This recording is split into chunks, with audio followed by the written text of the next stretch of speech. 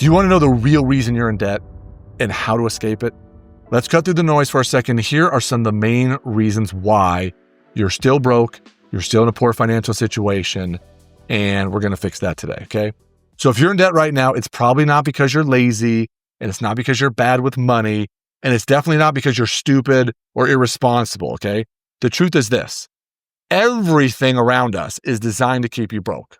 All of it, just so you know. Everything is designed to keep you broke. All the tax laws, all the tax rules for younger people. This is not a situation where they're trying to help you win. So I'm going to break it down for you real quick. First, let's talk about credit card companies. What they want you to do is just make the minimum payment. And what they do is they quietly charge you 20, 25%. I was talking with one of my clients the other day. We were talking about, she had 2 credit cards, 30 and 31% interest. And the goal is they want you to stay in debt forever. They want to give you just enough credit to just overspend to keep you in debt forever. So just know, credit cards, for the most part, are a bad situation for people, and we do not want to have debt. I realize people have to use credit cards, but you want to use them smartly, wisely, and you got to be able to pay that balance off in full every month.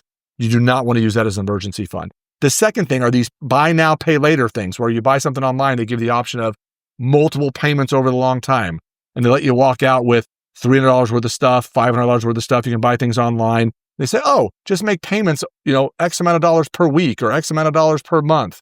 And before you know it, you've done this 6 or 8 or 10 or 12 times. And now you got all these payments coming in and you're in a really tough situation. Another one, of course, is student loans. The cost of college has gotten so ridiculous.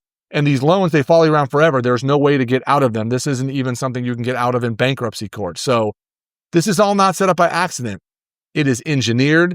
And today we are going to talk about this. We're going to try to blow the lid off it. And we're going to try to explain to you by the end of this episode why or how to understand this and how to never go into debt again once you get out of it and how to never go back. So we want to help you try to get out of debt. And then once you get out of debt, we do not want to go back into debt. You can't win.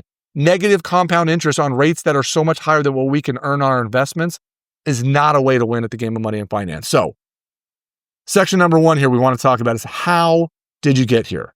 And like I just said, let's be honest, most of us were set up to fail. They want you to go to college. They want you to take out student loans and go in debt. And they want you to figure out how you're going to pay for it later. And anymore, I think college is going to become less and less of a thing. I went to college. I have a degree in finance and economics. I have a master's degree, but I did this in the 90s. And I think in today's world, you can learn so many things. Entrepreneurship is such a bigger thing.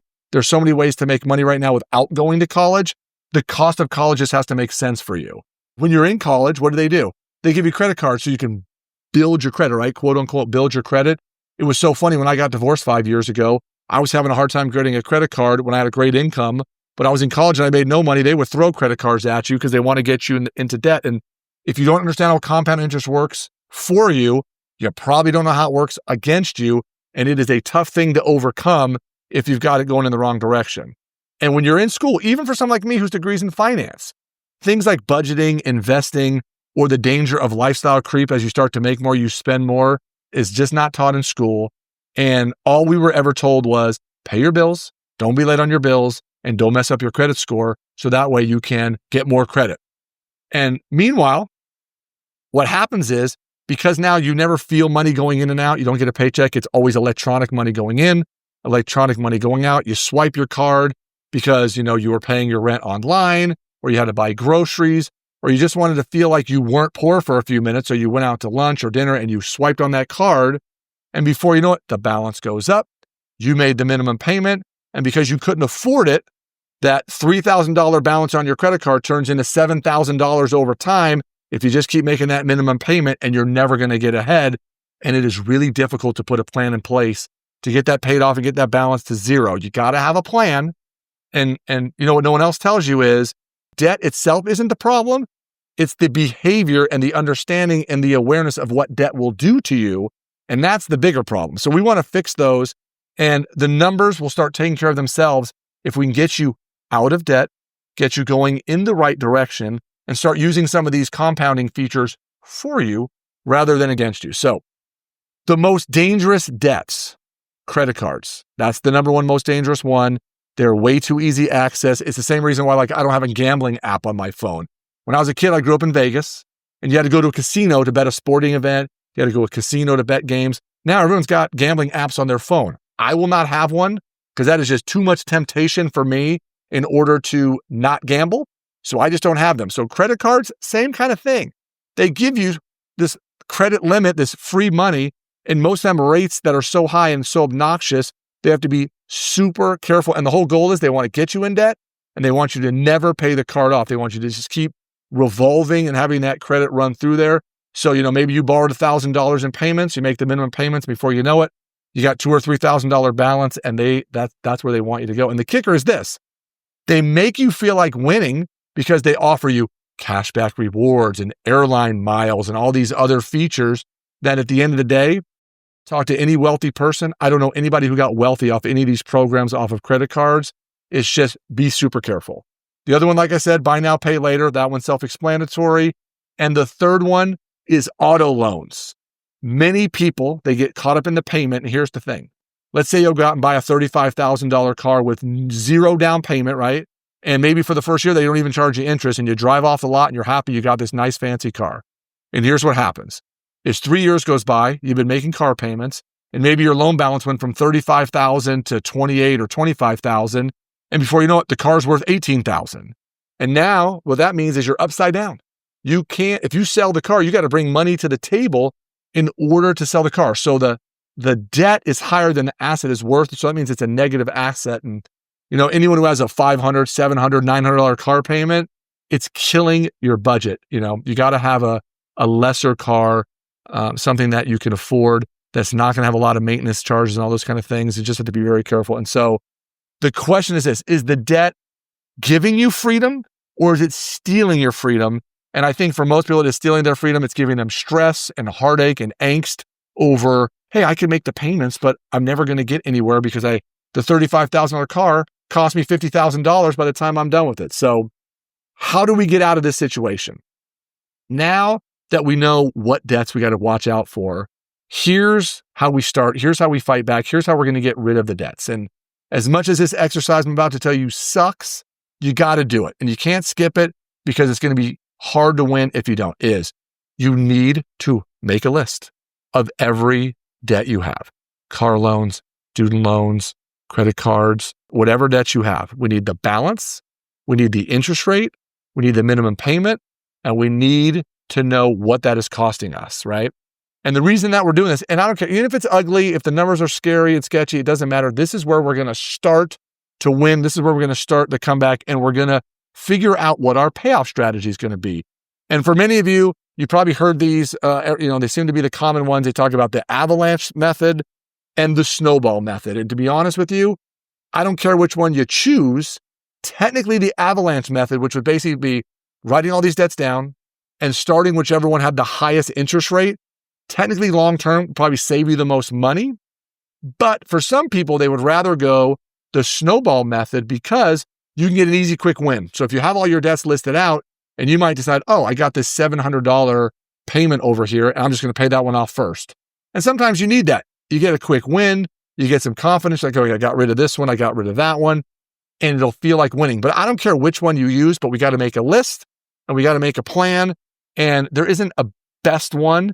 It's the one that's going to stick for you, that's going to get you out of this debt situation. And if you don't understand how to do it, reach out to me directly. I will literally walk you through the process. I just did this for my cousin's kid, who him and his wife have got themselves in a pretty rough financial situation, and we're trying to work their way out of getting that corrected as well. Then from there, once we want to set up all these payments, we need to set it up automatically because we don't want to miss a payment. We don't want to wreck our credit. So we'll set up minimum payments and everything. And whichever debt we're attacking first, we're going to take all our extra money to pay that debt off first. And we want to get that debt gone. And so if you get a raise, if you start making more money from a side hustle, if you get a tax refund or a bonus, that is what I call freedom fuel money. We want to take those monies and we want to be able to add them to get these debts paid off quicker. At the same time, we do want to have a little bit of a cash reserve in the bank. So we can have that discussion based upon each person's individual situation. But if you're getting these big dollars and you have big debts, we are not going on vacation. We're not going out and getting another new car. We need to get these debts gone, and we need to automate the process for that. So the fourth best thing to do is, of course, figure out a way to make more money. And I'm not saying go out and get 3 jobs. I know everybody talks about side hustles and other things. I always think try to earn as much as you can on your main hustle. So wherever your main job is, try to figure out how you can make more money there first. That's the place to start. And then from there, look around your house. My son does this all the time. What are things that you have that you can sell that you don't need? Or what can you do to work a little extra on a side job? Maybe you're door dashing. Maybe you're babysitting the neighbors' animals while they go on vacation for a week, house sitting. I have a friend who does dog walking. Like, there's lots of ways to pick up an extra $200,000, $600,000 a month. I know being in the real estate business, a lot of times people need odd jobs done. They need trash removed. They need people to help them move. And my son and his friends pick up little side hustle jobs all the time. So every extra dollar that you can throw at this interest is, again, a dollar that you can save in long-term angst and being able to get this stuff off your plate. So you'll feel better. The stress will go away and you'll just, the whole thing will turn out to a better thing. So while we're working so hard on all this, what we don't want you to do is fall into these. There's a few traps they try to get you to fall back into as you're making this movement forward to your debt reduction. And just know it's not a straight line path. Things come up. I realize that you get a flat tire. Something happens. One of your kids gets hurt. You have to pay a big copay at a hospital or emergency center. I get it. Things happen. So don't think it's just going to be this perfect straight line up. But these are traps we don't want you to fall into. And one is refinancing too soon. Don't refinance a car. Don't refinance a credit card. Don't lump a bunch of credit into some new one plan, because a lot of times it feels good, but you've got to learn the lesson of not overspending your budget. So be careful when you do this. Now, there's some smart debt consolidation that we can do, but you got to be careful. Don't refinance things too soon. Another one is, again, I just mentioned it, debt consolidation without the behavior change. So you might take 5 credit cards, consolidate it into one. I hear the SoFi commercials on the radio all the time, and they're not doing you a favor. They're taking all your other debts, paying them, taking it to a lower interest rate over here. But a lot of times that's not a long-term locked rate. That rate might start to creep up, and it might feel good to just have the one debt rather than 5 or 6 debts. But don't keep swiping. Don't all of a sudden start spending more money because you're just going to dig the hole all over again. And really, you haven't got rid of the first hole. You just consolidated it all, hopefully to a lower interest rate. So there are some smart things you can do in debt consolidation, but just be careful with it. And the third one is ignoring your credit. Your credit score is going to matter in the future if you want to buy a house. Sometimes even your jobs that you're applying for, they'll pull your credit scores up. Insurance companies will look at your credit scores. So if we get a credit card that's paid in full and you can't handle it, don't close the account. Just cut up the card and throw it away. You got to open an account. You just don't have access to the card anymore. So you don't want to reuse it.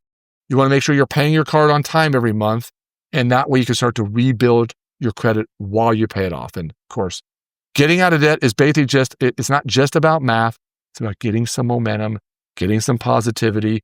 And once you shift your mindset on, I got to get all this handled so I can start going the other direction, everything will start to move faster. You can't build wealth if you're sinking in quicksand. I call it quicksand. If you're sinking in super high interest debt, debt is quicksand. Freedom is on the other side of it. So today, this is going to be your turning point moment, right? Here is my challenge to you. Make that list of debts and then send me a DM, write me a comment, shoot me an email telling me which debt are you going to get gone before the end of the year. And maybe you can get it gone by the end of the month. Maybe you can get it gone by the end of the quarter. Hell, maybe there's enough money sitting around you can get it gone at the end of the week. But send me a message about which one you're going to get gone, and then do me a favor. Share this with someone who's stuck in the same thing. Have them reach out to me. There are so many people that are struggling with financial literacy that I want to be able to help them. Have them reach out to me. Share this video with them. And you can subscribe to the channel because we're talking about this stuff on a regular basis. And there's lots of other things they need to learn, but these are some of the entry-level ones that you have to get corrected now, because if you don't, you're never going to win. So here's how you got in debt. Let's get you out of debt, and let's help you win at the game of money and finance.